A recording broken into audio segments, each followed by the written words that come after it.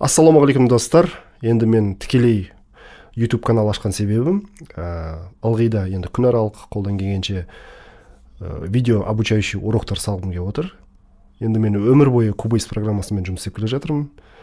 20 жылға жуық уақыт өтті. Алдында Nuendo программасымен жұмыс істеуші едім, енді қазір Cubase'пен жұмыс істеймін. Енді Cubase'ті мен басқа программаларға қарағанда бір артықшылықтары бар, немесе бір ерекшеліктері бар деп айта алмаймын. Немесе Cubase күшті, ана программадан күшті деп айта алмаймын. Әр программа өзінің бір күшті бір фишкалары бар.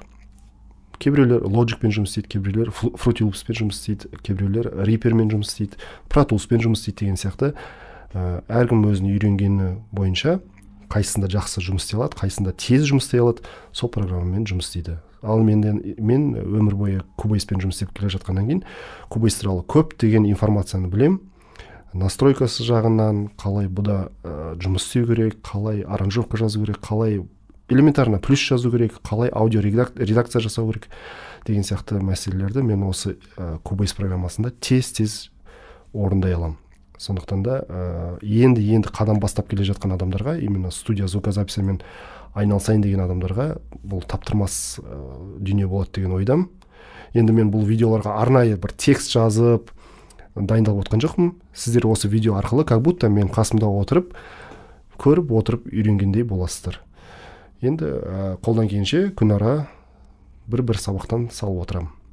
Cubase'ті басынан бастап, нөлден бастап, настройкасынан, звуковой картаны қай жаққа қою керек, қандай частотада жұмыс істеу керек деген сияқты көптеген информацияларды осы видеолар арқылы біле аласыздар. Сондай достар, и YouTube каналыма подписаться етіңіздер.